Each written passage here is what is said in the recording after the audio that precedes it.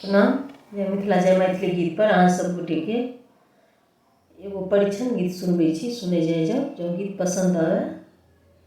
Channel के लाइक share subscribe कर देबे। निंदिया के मातल दुल्हा झुके झुके जाय,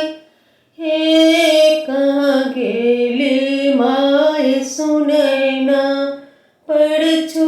जमाई, हे कहाँ गेली माय सुनैना परछु जमाई, कांचही बाँस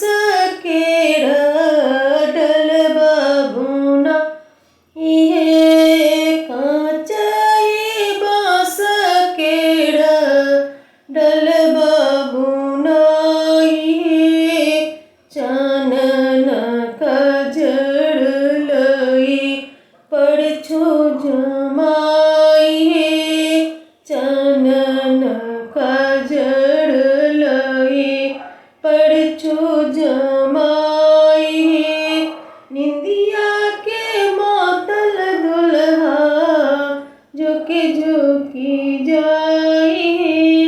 कहाँ गेली माय सुनैना परछु जमाई, कहाँ गेली माय सुनैना परछु जमाई,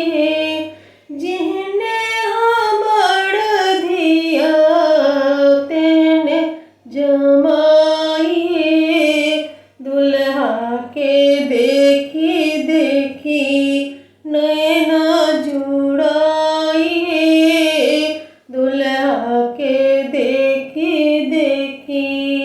नैना जुड़ाई, निंदिया के मातल दुल्हा झुकी झुकी जाई, निंदिया के मातल दुल्हा झुकी झुकी जाई, कहाँ गेली माय सुनैना परछु जमाई, कहाँ गेली रानी सुनैना परछु जमाई, सोना के कलसिया पर कलसा धराई, सोना के कलसिया कलसा धराई, दुल्हा के परछु सखी नाक दबाई, दुल्हा के परछु सखी नाक